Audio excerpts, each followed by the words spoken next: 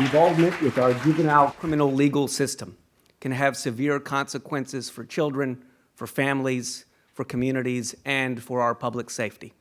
Good afternoon. My name is Jose Garza, and I'm humbled to be the Travis County District Attorney. Between 2010 and 2020, the number one reason that children were arrested in our community is for a charge called assault family violence. When a dispute arises in the home between a child and their parent, too often that dispute becomes violent and parents call the police. Once the police arrive, the child is arrested, detained, and enters our juvenile criminal legal system.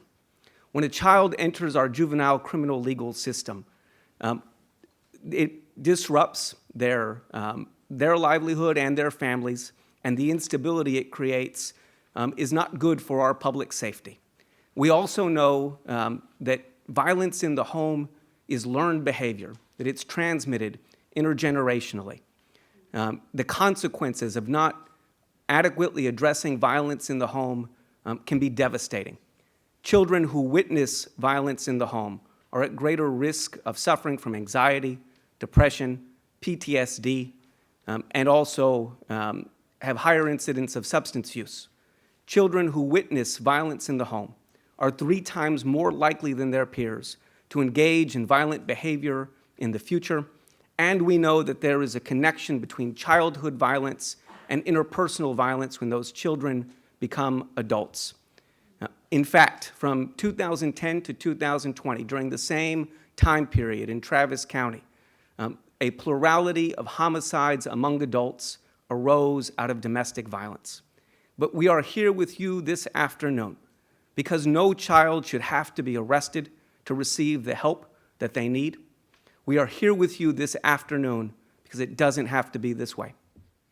We have the power to fix this. Good afternoon. My name is Danielle Williams. I am the Programs Director for the Excellence and Advancement Foundation. EAF is a nonprofit organization led by women of color with deep roots in Travis County. Last year, we joined with 2 nonprofit organizations, LifeWorks and Amala, in addition to our partners in academia at NYU and the University of Texas at Austin to launch this one-of-a-kind pilot program.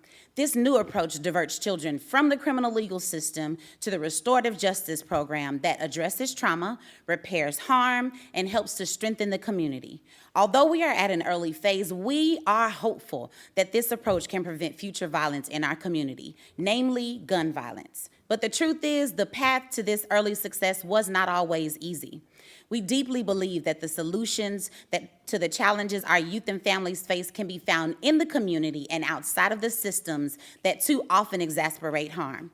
For years, communities impacted by gun and family violence are the same communities that have received the least investment. Small nonprofit organizations led by people of color with modest budgets and staff stretched to capacity have strained themselves to do the work the government really should do. We've worked hard to build trust with our system partners and to bridge the gap between the system and our community. By working with law enforcement, we are ensuring that kids and families are getting the help they need instead of going to jail.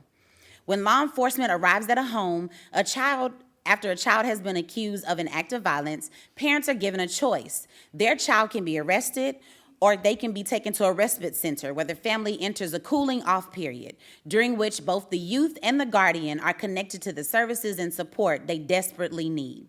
Then the family enters the restorative process to begin to heal and address the root causes of intergenerational violence in the home. Since our program began, 25 families have chosen recovery over incarceration. 25 children have been diverted from the criminal legal system and are now engaging in the restorative process. Since we started, only 1 child has been rearrested. Historically, in our county, within the similar time frame, these offenses have had a recidivism rates as high as 50%. By treating kids like kids, we are giving them the chance to succeed. Not only is it the right thing to do, but it also tends to improve the long-term public safety of our community. But our work is far from done.